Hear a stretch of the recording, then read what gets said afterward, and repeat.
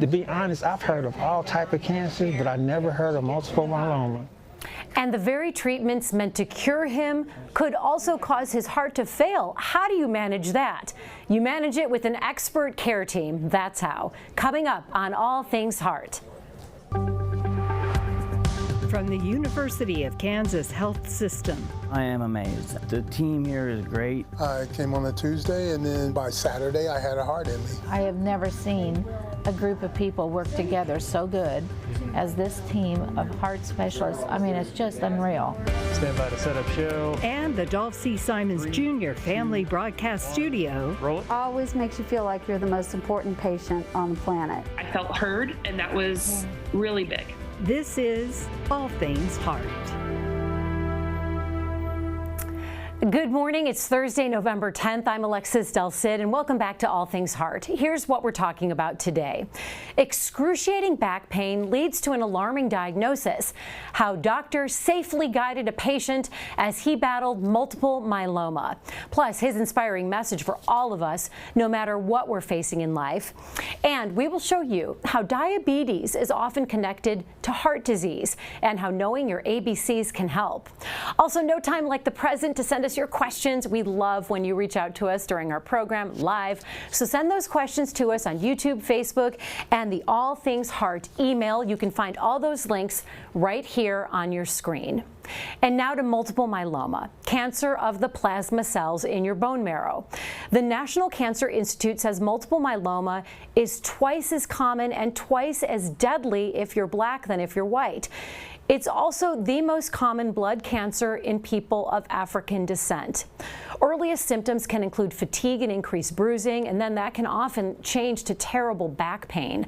For the man you're about to meet, that back pain was unlike anything he'd ever experienced.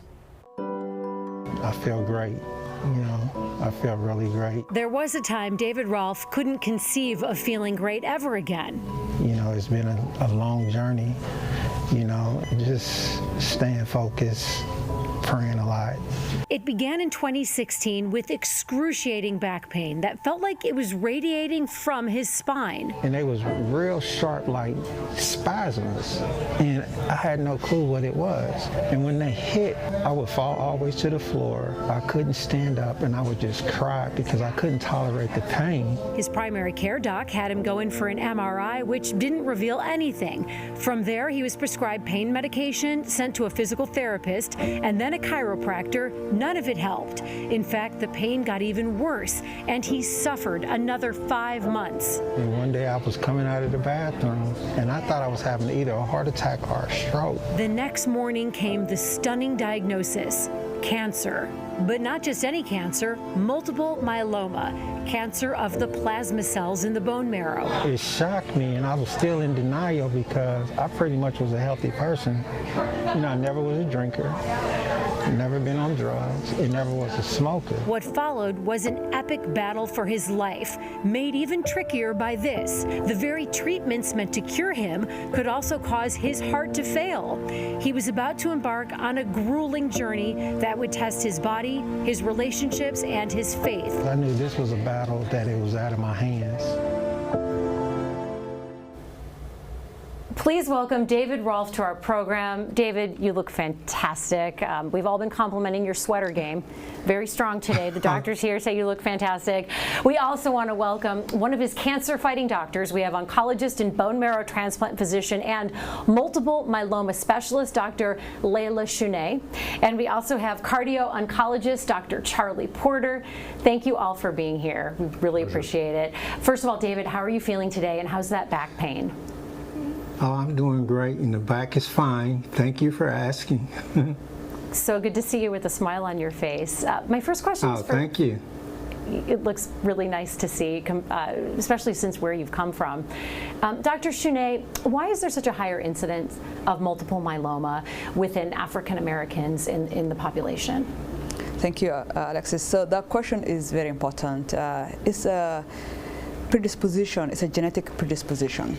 There's nothing in particular that's causing the myeloma. It's just the way the genetic setup is. The likelihood of getting myeloma as an African American is 2 times the risk of getting myeloma among white population, yes. So if there's a genetic predisposition, as you're saying, so does that change how you treat multiple myeloma? No. So the incidence is higher, but the outcome can be really good. So African Americans who are diagnosed with multiple myeloma, if they receive standard of care, medication and transplant, they do remarkably well, more than even Caucasian patients, yeah. Well, that's very encouraging, especially for a patient like David Rolfe. You have a brilliant way when it comes to the treatment, Dr. Shunay, of describing, and it was so calming to me just as a regular person without a medical background. You have this metaphor. When you talk about treatment, you compare it to clearing fields and replanting crops. Right. Can you share that with our viewers? Because that was such an interesting way to hear it explained. I would love to. So most people are not familiar with stem cell transplant or bone marrow transplant. So when David was diagnosed with multiple myeloma back in November of 2016, that was a shock to him. Mm-hmm. So initially he received 3 drugs, which are wonderful drugs, which got his myeloma under control. But the journey doesn't end there. We need to do more to prevent the myeloma from coming back. And David was referred to us for stem cell transplant. So what's transplant all about? Imagine you have a field of crop, okay, beautiful crop, and unfortunately myeloma has arrived and trying to choke your crop. You could try to remove the weeds one by one, which will be kind of impossible, or you could collect the seeds and put them aside and then use powerful drugs to clear the field and then plant back your seeds again, and then 2 weeks later you have this beautiful crop without any myeloma. This is the idea of transplant. Most people don't get to transplant because they're fearful, anxious about transplant, but when they come to see a transplant specialist and I explain to them in these terms, then they understand, I need to clear the field, I need to replant the field, and the field here is the bone marrow. We need to rebuild the bone marrow from scratch, brand new, and that way we can stay in remission for a long, long time. So Dr. Porter, when we talk about how the treatments could be tough on the heart, what part of the treatment are we talking about? It's the initial induction and maintenance treatment, but there are several little pitfalls that have to do with the cardiovascular system. People with myeloma have a unique predisposition to blood clotting, which can cause blood clots in the veins or the arteries and lead to pulmonary emboli, which can be fatal, clots in the lungs that move from the legs. So there's specific attention to that. And there's a unique situation with some of the drugs that are used in myeloma, where the existence of myeloma and that drug magnifies the risk of clots to the point where the oncologist has to decide what type of preventative therapy is done without any evidence of a clot problem because of the risk. Hypertension, high blood pressure is common with a lot of the drugs. And then there's a couple of drugs that are involved in this class called proteasome inhibitors that can cause specific weakening of the heart. The mechanism is not all that well understood because these drugs function in a unique manner that prevent the protein breakdown. These proteins, the myeloma manufactures proteins, and those proteins fold up, cause problems. And these cancer drugs, as I understand, this is a cardiologist explaining how cancer drugs work, but you can trust a cardiologist to have a simple explanation that's easier to understand than what she would say. But they basically keep these plasma cells from disposing of the protein, and it kind of grows and it blows up in the cells, and they implode because of their overaction. That's a simplistic manner of saying it. I think it's close enough to being correct that she'll let me get away with it. But for reasons we don't understand, some of these drugs cause weakening of the heart, and then that can lead to shortness of breath. And then, shortness of breath, and so when you're worried about blood clots to the lung, first thing you do, emergency room, check the blood flow in the lungs. That's not there, check an echo. And the treatment has caused weakening of the heart. Can be fairly low. We use this ejection fraction number, which is commonly Normal's 50 to 55%. Echoes are really good because you can get them. You can take an echo machine up on Mount Everest with you if you're inclined to do sports, high altitude cardiology. But so you can get those anywhere, and you can see this decline in ejection fraction. And then this is the whole balance of power between treating the cancer and protecting vital organs. And when you see this, it's mandatory when the ejection fraction is below 50%, almost always, exception in breast cancer and some other things. But when you see this with the proteasome inhibitors, you've got to suspend treatment and initiate cardioprotective therapy, which are the same things we use in other cases where the heart is weak, and then to determine what the rate of recovery is and whether or not the decline in function is severe enough to call for a prolonged suspension, or perhaps if it's caught at an earlier stage, you can continue the therapy, somewhat reduce the dose. So there's a lot of things about this that are unknown. So, sorry, go on. And we at KU, I've developed a concept called permissive cardiotoxicity, which we published the introductory paper earlier this year, where you permit some of the cardiotoxicity to continue if the heart function is above a kind of a safe threshold, even though it's below normal. So you can continue the cancer treatment, use rigorous surveillance to keep track of the heart function, and monitor for stability or improvement in heart function. So during treatment, but it's a balance. Such a balancing act. Because Dr. Chenet and her colleagues also have to balance: is the drug that was used vital, or can an alternative drug be used? So they're looking at, well, is this treatment necessary, or is it elective, and what's the risk of pausing on the drug? These drugs they cause other toxicities, so it's not shocking for them to get a drug holiday. And sometimes when they get a terrific response, they'll go on drug holiday, just saying, well, take a break. You don't have to feel sick.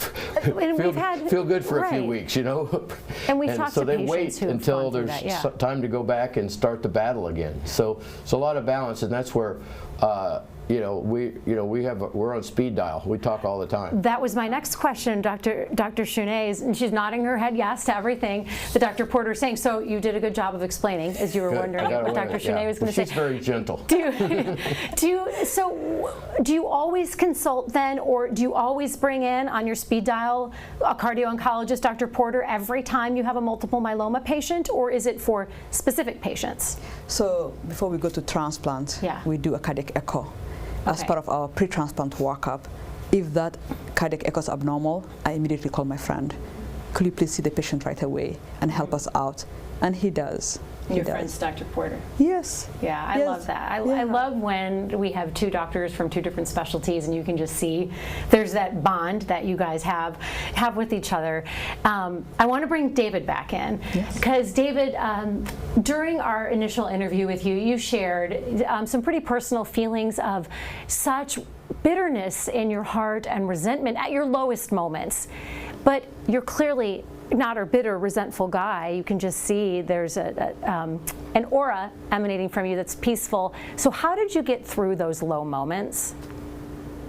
How did I get through it? It's just one day at a time, over time, lots of prayers, to be honest with you, and building my relationship with God, and my family support, the medical support, friend support, That's just very important to me, and that's what got me to where I'm at, but it wasn't easy. It was not easy at all, and the bitterness and the resentment and all of that came from the beginning, because what I had to go through, and it was a total new experience for me. Never experienced nothing like that, and I had no control over it either, and There's just so much that I had to go through. And to be honest with you, I remember it took me like 14 months to learn how to walk again. Oh my God. And that was so crucial because my sister and brother they played a major role because me using a walker and lifting my leg, and that pain was so crucial. I would just cry because I couldn't tolerate it, just to take one step and land it. And then going down steps to get into the vehicle, it took me like a good couple of minutes just to stoop down and get in the car. I would just constantly go up and down. It was just so crucial. And I remember moving with my mother, I couldn't even climb the steps to get upstairs, so I had to actually sleep on the couch at the beginning. It was so much I had to go through. I mean, I had at one time no control of my stool, my urine, and my sister had to really take good care of me. And I couldn't even flush the toilet by myself. And I remember being admitted back in at KU, and I had to stay there for a while. I remember my brother being up there, and he had to pick me up out of my own bed and carry me to the bathroom and help me get cleaned up and flush the toilet for me and carry me back to my bed. Boy. And I don't know this particular doctor because I never seen him before. He came in there while I was laying on the bed because I could only lay on one side. And he was talking to my brother, and he evaluated me, and I guess he was just going off at that time while I was exactly really sick. And he told my brother that he didn't think I was going to make it and I was going to pull it through. And my brother walked out of the room, and I heard him crying. And, it's like I told him, no matter which way this goes, it's been in God's hands from the beginning, no matter what. And, right. But my journey, my story is so long. It would take me hours, at least 3 hours, to just share exactly what I've been through. Wow. But I thank God now because He has truly taken my frown and turned it into a smile. And my kids are so happy to see me at this point. And it was a long, serious journey. Oh, wow. And I want to have that opportunity to be able to talk to other cancer patients, be able to brace other people and hug other people, encourage them and lift them up and to fight, have faith. It's not going to be easy. It's easy to say than being done, but you have to, don't give up. Because I've met so many people when I started getting well, they questioned it. They was like, "How did you get through what you went through?" And they was like, "I wouldn't have did it," And I said, "Well, it just wasn't meant for you," And it was a serious journey for me, a serious journey. Well, we're so lucky that you're here with us and that you are so giving that you want to share your story with people who are watching. You might just be starting that journey. I want to bring Dr. Shunay back in because there's a recent study, and you alluded to it a little bit at the top of the program. It was done by the Multiple Myeloma Foundation and the Veterans Association in 2019, and here's what it found. When African Americans like David receive appropriate, timely treatment, they can achieve the same results as other multiple myeloma patients. Then the study goes on to say something echoing what you've shared with us, Dr. Shunay, that those patients can have significantly superior survival, quote, compared to Caucasians with multiple myeloma. They qualified this with the study by saying they have to have equal access, though. Equal access is key here. What is the barrier, do you think, and why is there that barrier between African Americans getting access to the treatment that will save their lives? The key thing is information. Knowledge is powerful. Most African American patients, when they're diagnosed with multiple myeloma, they're very trusting of their doctors and they follow whatever they're told to do. I mean, they're sincere. But it could be that their doctor doesn't have enough knowledge about the latest myeloma therapy, right, and may not refer them to a transplant program like University of Kansas. So it's lack of information, both on the part of the patient who is innocent and their physician who may not be up to date with what's the most latest therapies available. I'd like to encourage myeloma patients, wherever they're in the world, Caucasians, African Americans, Asians, Latinos, always request for a second opinion from a myeloma specialist in your city. A myeloma specialist in your city, and that's what you need to ask your doctor for. Yeah, just a one referral. Right. It could just be touching base, getting to know this patient, sending them back to their home physician, but working together. Right. And having that collaborative effort. And when it comes to giving information, we're going to take some community questions from our viewers because the questions are coming in for both of our Dr. Porter and Dr. Shunay. But also, we want to put up a QR code on your screen right now. This is the information that Dr. Shunay is talking about. So if you scan that code, you'll find all of the resources and more information on the treatments happening right now for multiple myeloma. So if you or someone you know is facing that diagnosis, scan that QR code. We're keeping it up for you, and you'll get the information and the connections that you need. Sally, one of our viewers, has a question for Dr. Shunay. Sally wants to know, why did David have so much pain in his spine and in his bones? That's a wonderful question, and that could be the beginning of a journey. So back pain is common. There's so many, we all have back pain. Right. But relentless back pain is a cause for concern. Multiple myeloma starts in the bone marrow, and it can immediately affect the bones. And when multiple myeloma affects the bones, it causes hollowing out of the bone. It can cause fractures on the bone. So myeloma patients show up with back pain, and most people are good intentioned. They send them to physical therapy, chiropractor, like David, you know. Right, he went to all those. Medications, good intentions. Right. But you can always ask, Doc, could you please check for myeloma? And myeloma can be checked in the blood and picked up very easily from a simple blood test. So if you have an unrelated back pain, severe back pain that doesn't get better, ask your doctor. Don't just write it off as age or stress or what have you. And David's a young guy, and he thought he was just getting older. Exactly. I mean, we could all attribute things to that. But I have a question from June. This is for Dr. Porter. June wants to know if multiple myeloma is hard on the heart, or if it's the treatment that's hard on the heart. Well, that's a terrific question, and it brings up something that I think is true about myeloma, is it is one of the hardest disorders to understand because the myeloma creates proteins that get spilled into the system, and they're coming from plasma cells, and plasma cells cause myeloma, and they also can oversecrete some things that cause a disorder called Ale Amyloid. It's light chains, it's plasma cells making a specific type of protein that's a little different than myeloma, but the proteins that are generated by these nasty tumors fold up in a bad way and migrate to the heart. And when those proteins get into the heart, they infiltrate the tissue, the working tissue, and overcome and take up a lot of space.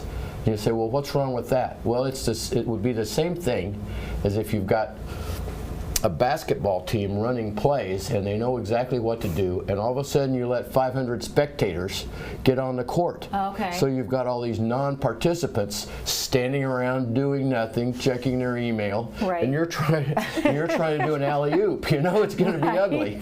Right. So, that would be and that's ugly. what happens. Okay. But it's a different kind of plasma cell, and it looks like a different kind of amyloid. We call these amyloid proteins. They're misfolded. When they first did pathology, they were called amyloid because it looked like starch, and amyloid is another variation on the term for starch. Okay. So these starchy things get in the heart. There's another kind of amyloid that can happen from genetics, a genetic predisposition, or just age. Wild type, non-mutation driven, and those can be amyloids also. So when you start to see this, first you have to suspect the heart is thick for a bad reason other than just high blood pressure, which is a bad reason to have a thick heart. So it's one of the hardest things to really understand, and the treatment for Ale amyloid is totally different from these other transthyretin protein, ATTR amyloids. And so when you get into this thick heart stuff, It's really tricky. And amyloid, this is one of those things when I have nothing else to do and I think, where's a glaring hole in my knowledge and I don't understand as well as I think I should, I go back and read about amyloid, because it's so just like, incredibly treacherous to try to understand all this stuff. It's not like, well, the that's what you do when you have nothing else to do? Well, yeah. You go research amyloid? Sometimes I do it when I have something else to do, just because that's why you're the doctor. I never know when I'm going to have to come on TV and talk about it. The rest of us are surfing Facebook. You guys are researching cutting-edge life-saving treatments. I have a question. This one is from, let's go with Sally. Sally emailed us in. She had a question about your clearing the crops and replanting the fields. Sally wanted to know, is the clearing of the crops chemo and the replanting a stem cell transplant? Correct. So that's Sally. Well done, Sally. Way to go. Okay, well that's the best way I ever heard chemo described. You're just clearing the crops, clearing the and weeds, then clearing the weeds, and then replanting the crops with your own stem cells? Minus the weeds. Nice. 2 weeks later, you have a beautiful crop. Yes. Ah, I love that. Lindsay has a question for David. Lindsay wants to know, how far along was your cancer when you were finally diagnosed? I think she means, do you know what stage your cancer was at? Or maybe Dr. Chounet would know. Like, were you diagnosed late, I think Lindsay wants to know, or were you diagnosed fairly quickly for multiple myeloma? I think I was diagnosed quickly for multiple myeloma. Correct. So they caught it, you guys caught it. I just don't remember, I don't remember the stage. Mm-hmm. Yeah, so the myeloma stage is different from lung cancer or breast cancer. Okay. We have different staging system, and David was fairly early. Yeah.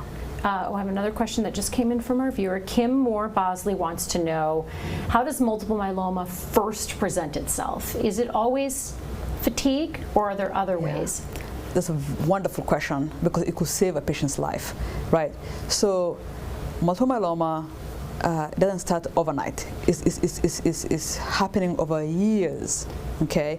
But by the time it presents, people can come in with anemia, which is very low blood counts. And how do you present? Fatigue, and bone pain, like David, unfortunately, bone pain. That excruciating pain he talked about. Exactly. But the key thing is, if you don't feel well, seek medical attention, and don't walk away until you get an answer. Fight for your life. And that's what David did. David did a good job. Tooth and nail. David did a good job. Sherry has a question. She wants to know if there's a quick test for multiple myeloma, and when should you ask for that test? Absolutely, it's a simple blood test. So can you go to your regular doctor and say, test me for multiple myeloma? Yes, you can, but you have to give them a reason. So, Doc, I'm extremely tired. Doc, I have severe bone pain. Doc, I don't feel like myself, I'm losing weight. Okay. Yeah, I'm of African American descent, or even a white Caucasian family who have a myeloma in their family. Okay. Yeah. Marie has another question for David. Well, this is more of a comment as well. Marie writes, I'm so grateful to David for sharing his story. Can you ask David what he's looking forward to doing now that he's feeling better? David, what are you looking forward to doing? Doing now? Exposing my story, and if it's God's will, to be honest with you, I would really like to, if I'm blessed, to make a movie out of my story, you know. That would be interesting. You know, I would really love that, you know, and I know I don't have all the time to just share everything from detail to detail now, but it would take me like a good 3 hours to share everything. And also, too, I'm in stage 3 with my kidneys, you know, because it damaged both of my kidneys, so I'm dealing with that as well, you know, but I stay strong, I keep the faith, you know, I work out, you know, I encourage other people, you know, I love speaking with other people, and, you know, and I don't worry about anything now. You know, I really don't. I just live my life and continue to pray that whatever God's will is for me, and He blessed me with the right people in my life to encourage me and keep me, give me hope, you know, because sometimes I find myself giving a lot of encouragement to others, but as well, I need it myself, you know, so I am so grateful and thankful.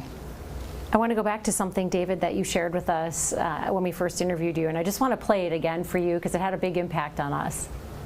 God has taken that frown and turned it into a smile, you know. And it was light at the end of the tunnel, and that light shines now, you know? And that's why it's so important to always, you be the reason that someone else smiled today. Uplift someone else. Someone else is less fortunate. Someone else is going through something.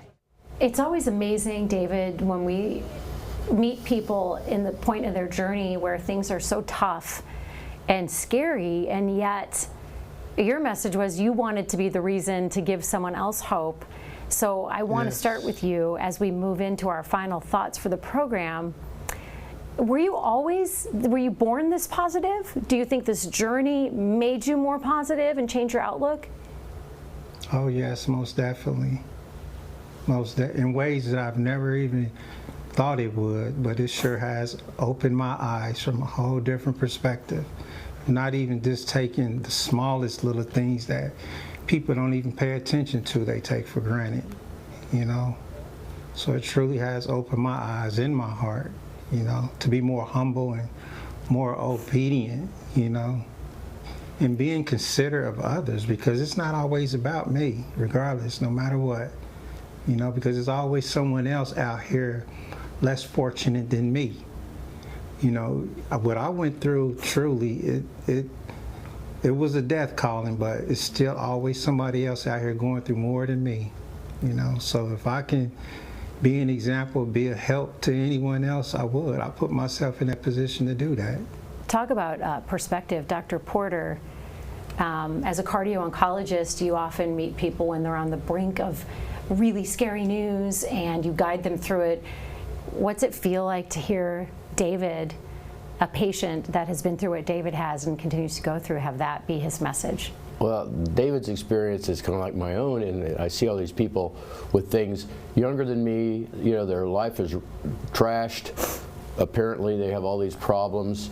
You know, I didn't go into cancer treatment because I didn't have the fortitude to be the emotional support for 30 and 40-year-old people with small kids who were looking at diseases that didn't have a good finish.